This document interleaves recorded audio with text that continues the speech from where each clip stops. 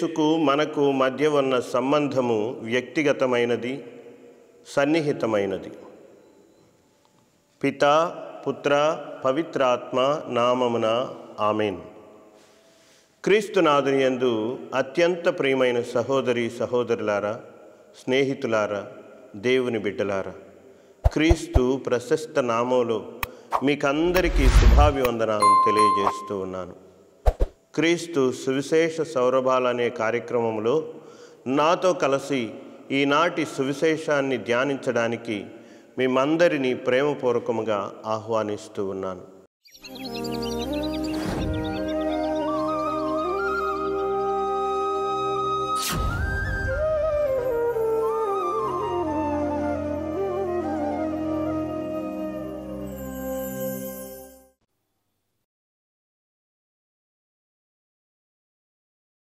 ఈరోజు మనము మార్కు సువార్త 7వ అధ్యాయము 31 నుంచి 37 వచనాల వరకు మనం జాగ్రత్తగా గమనించినట్లయితే, యేసు ప్రభు తన యొక్క స్వస్థత పరిచర్యను ముందుకు తీసుకువెళుతూనే ఉన్నాడు. యేసు ప్రభు తూరు ప్రాంతాన్ని వీడి సీదోను, దెకపోలి ప్రాంతముల మీదుగా గలిలయ సరస్సు తీరాన్ని చేరుకున్నాడు. అనేక మంది జనసమూహము ఆయన చుట్టూ చేరారు. ఆయన శక్తిని తెలుసుకొని, ఆయన దైవత్వాన్ని ఎరిగి కొంతమంది వ్యక్తులు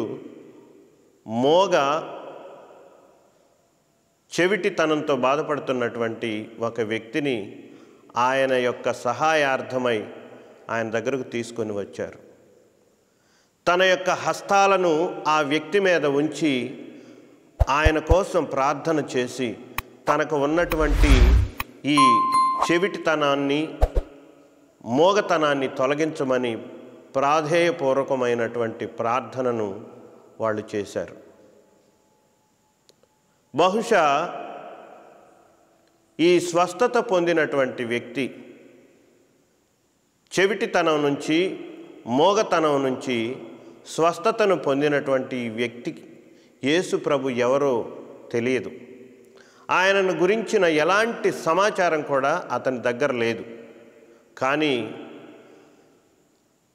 గలిలయ సరస్సు తీరానికి యేసు ప్రభు చేరుకున్నాడనేటువంటి వార్తను విన్నటువంటి కొంతమంది వ్యక్తులు వారికి ఉన్నటువంటి విశ్వాసం ద్వారా ఆ వ్యక్తిని యేసు ప్రభు దగ్గరకు తీసుకుని వచ్చి ఆయనను ఆ చెవిటివానికి సహాయం చేయమని అడగటం, యేసు ప్రభు వారికి ఉన్నటువంటి ఆ విశ్వాసానికి స్పందించి ఆ వ్యక్తికి ఆ విధంగా అద్భుతం ద్వారా స్వస్థతను చేకూరుస్తూ ఉన్నాడు.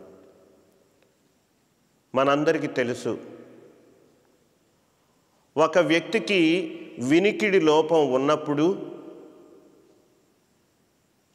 మనం ఎంత కష్టంగా భావిస్తామో, ఎంత ఇబ్బంది పడతామో ఏదైనా ఆ వ్యక్తి అర్థం చేసుకునేటట్లుగా చేయడానికి, మనం ఏదైనా ఆ వ్యక్తికి తెలియజేయడానికి మనం ఎంత కష్టతరమైనటువంటి పరిస్థితిని ఎదుర్కొంటాము.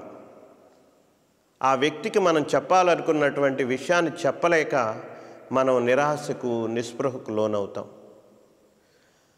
అతను మనం మాట్లాడేటువంటి దానికి బదులు మాట్లాడలేడు. మనం చెప్పేటువంటిది ఒక్కొక్కసారి వినగలిగినా తిరిగి స్పందించేటువంటి అవకాశం లేనటువంటి దయనీయమైనటువంటి స్థితిలో ఉండటం మనకు కూడా అలాంటి నిరాశ, నిస్పృహలతో కూడినటువంటి బాధాతప్తమైనటువంటి పరిస్థితిని మన ముందుకు తీసుకుని వస్తూ ఉంది. పుట్టు చెవిటితనంతో, మోగతనంతో బాధపడేటువంటి వ్యక్తుల యొక్క పరిస్థితిని ఒక్కసారి ఊహించుదాం. అతడు కానీ ఆమె కానీ అనుభవించేటువంటి అసహనం, తనకు ఉన్నటువంటి ఈ ఆటంకము వలన ఇతరుల నుంచి అతను ఎదుర్కొనేటువంటి అనాదరణతో కూడినటువంటి వైఖరిని మనం ఒక్కసారి గమనిస్తే ఎంతో కష్టాన్ని ఆ వ్యక్తికి ఆ వాతావరణం తీసుకొని వస్తూ ఉంది, బాధను కలిగిస్తూ ఉంది. అయితే ఈనాటి సువిశేషంలో మనం చూసినట్లయితే యేసు ప్రభు ఇలాంటి చెవిటితనంతో మోగతనంతో బాధపడుతున్నటువంటి వ్యక్తిని ఆయన దగ్గరకు తన స్నేహితులైనటువంటి వాళ్ళు తీసుకుని వస్తే అతనిని కాదనలేదు, అతనిని నిర్ద్వందంగా నాకు పట్టదులే వెళ్ళిపో అని చెప్పలేదు. అతనిని ఏమాత్రం తిరస్కరించకుండా తనకు చేతనైనటువంటి సహాయాన్ని చేయడానికి యేసు ప్రభు అతనిని దగ్గరకు తీశాడు, ఆదరించాడు, హక్కుని చేర్చుకున్నాడు. ఆయనను ఆ విధంగా జనం మధ్యలో నుంచి దగ్గరకు తీసుకొని తన యొక్క వినుకిడి లోపాన్ని తొలగించాడు, తను మాట్లాడేటువంటి శక్తిని ఇచ్చాడు. తన వ్రేలును అతని చెవులలో పెట్టి దానితో అతనిని మాట్లాడేటట్లు చేసి తన ఉమ్మితో అతని నాలుకను తాకి యేసు ప్రభు అతనికి మాట్లాడేటువంటి శక్తిని, స్పష్టంగా తన లోపల ఉన్నటువంటి భావాలని, ఆలోచనలని, తను ఏమనుకుంటున్నాడో వాటిని ఇతరులకు ఎరిగించేటువంటి సామర్థ్యాన్ని యేసు ప్రభు ఆయనకు ప్రసాదించాడు.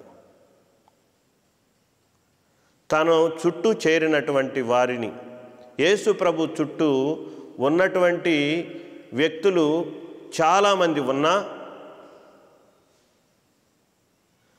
ఈ మోగా చెవిటితనంతో బాధపడుతూ ఉన్నటువంటి వ్యక్తి పొందినటువంటి స్వస్థత అనుభవం అనేటువంటిది ప్రియమైన సహోదరి సహోదరులారా చాలా వ్యక్తిగతమైనటువంటిది. అది తనకే సంబంధించినటువంటిది. తాను పొందినటువంటి ఆ స్వస్థత అనుభవాన్ని గురించి ప్రకటించగలిగేటువంటి సామర్థ్యం ఉన్నది. తాను పొందినటువంటి ఆ స్వస్థతను గురించి ఎవరో చెబితే కాకుండా తాను వ్యక్తిగతంగా ఆ అనుభవాన్ని ఇతరులతో తానే పంచుకొనగలగడు. ఇలాంటి అనుభవము వ్యక్తికి మధ్య ఉన్నటువంటి సంబంధం ద్వారా అది మనకు తెలుస్తుంది.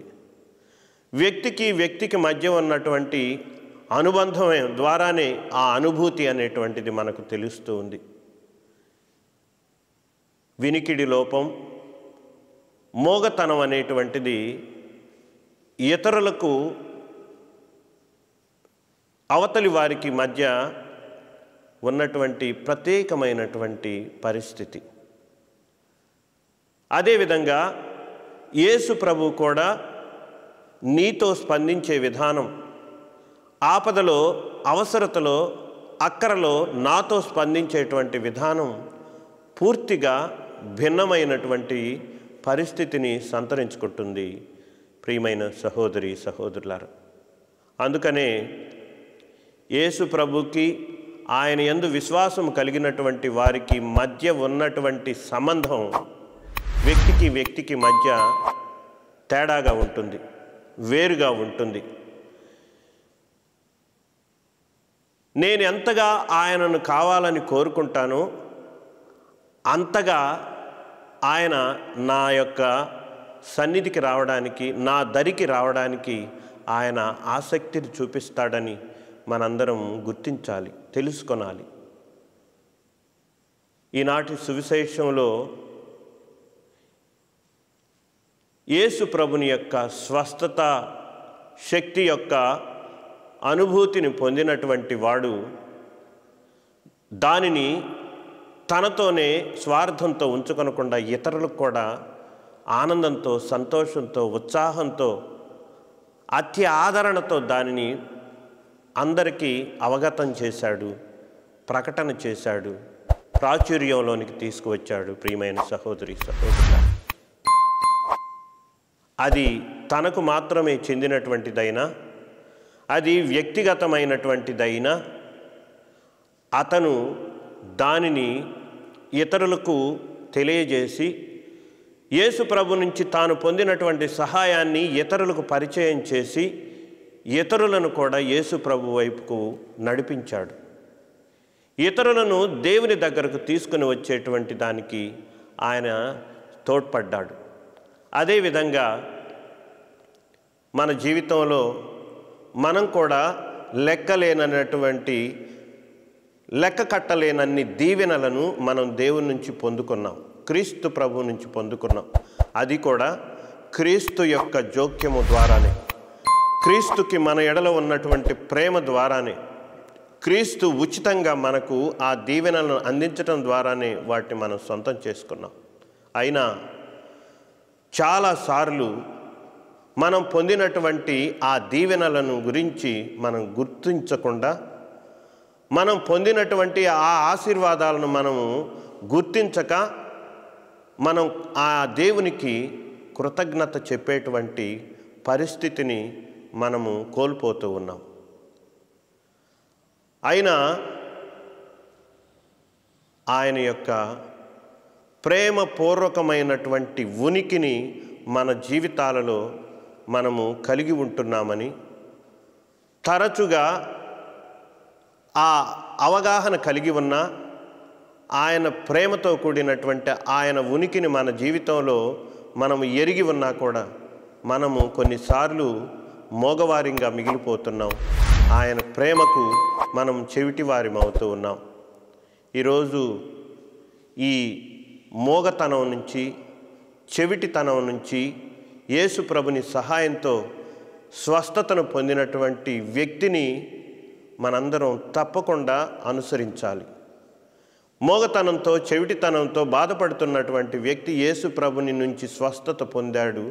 ఆ వ్యక్తిలాగా మనం కూడా రూపొందడానికి అతనిని మనం అనుసరించాలి అని ఈనాడు మనం ప్రత్యేకమైన విధంగా తెలుసుకొనాల్సినటువంటి సత్యం.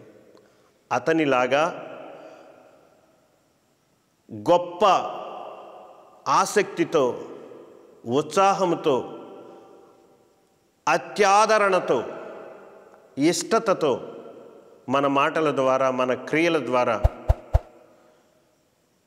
ఆయన యొక్క సువార్త వేనోళ్ళ పొగడేలాగా, ఆయన సువార్తను అందరికీ ప్రకటించేటువంటి అదృష్టాన్ని మనందరము ఆ మోగ చెవిటివాడిలాగా మనం కూడా చేసినప్పుడే భగవంతుడు ఇచ్చినటువంటి దీవెనలకు మనందరము ఎప్పుడూ కృతజ్ఞులమై ఉన్నటువంటి దానిగా మనము ఇతరుల చేత భావించబడతాం, గుర్తించబడతాం. కనుక క్రీస్తుని యొక్క సువార్త ప్రకటన మనలో మనోపరివర్తన తీసుకుని వస్తుంది. ఆ సువార్తను ఆలకించినటువంటి వారికి స్వస్థతను తీసుకొస్తుంది, ఆరోగ్యాన్ని తీసుకువస్తుంది, ఆనందాన్ని తీసుకువస్తుంది, ప్రమోద చిత్తులను చేసి జీవితాంతం దేవునితో కలిసి ఆనందించే భాగ్యాన్ని అది మనకు సొంతం చేస్తుంది. దేవుడు మనలను దీవించునుగాక. ఆమేన్.